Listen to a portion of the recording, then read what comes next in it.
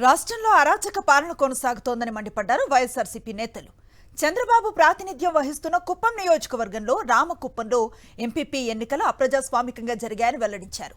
ఒక్క ఎంపీటీసీ సభ్యుడు లేకున్నా రామకుప్పం నుంచి ఎంపీపీగా కూటమి అభ్యర్థి గెలిచినట్లుగా ప్రకటించారని మండిపడ్డారు. దీనిపై ఎన్నికల సంఘానికి ఫిర్యాదు చేస్తామని తెలిపారు. దీనిపై మరింత సమాచారాన్ని మా ప్రతినిధి విజయమూర్తి అందిస్తారు.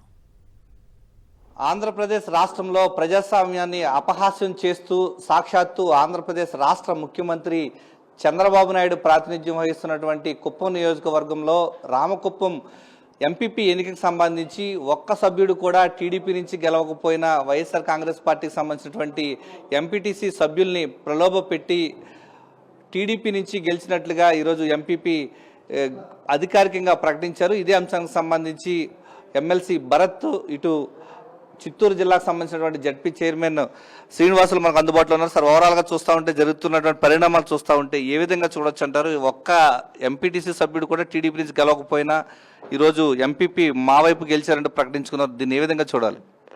అంటే ప్రజల్లో ఏ రకమైనటువంటి అభద్రతా భావం ఈ టీడీపీ నాయకుల్లో ఉందనేది ఈరోజు క్లియర్గా కనిపిస్తోంది.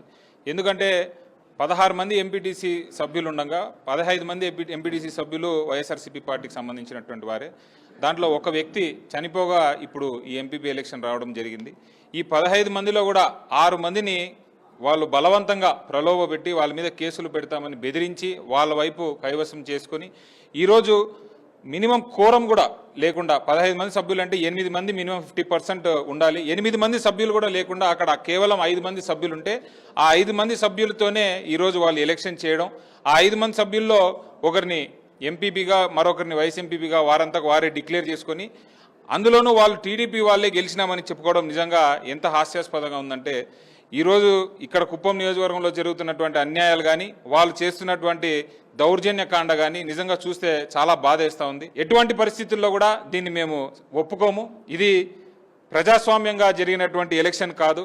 ఖచ్చితంగా దీన్ని మేము వ్యతిరేకిస్తూ మరొక పిటిషన్ మేము ఈ ఎలక్షన్ కరెక్ట్గా జరగలేదని చెప్పి హైకోర్టులో వేస్తాము.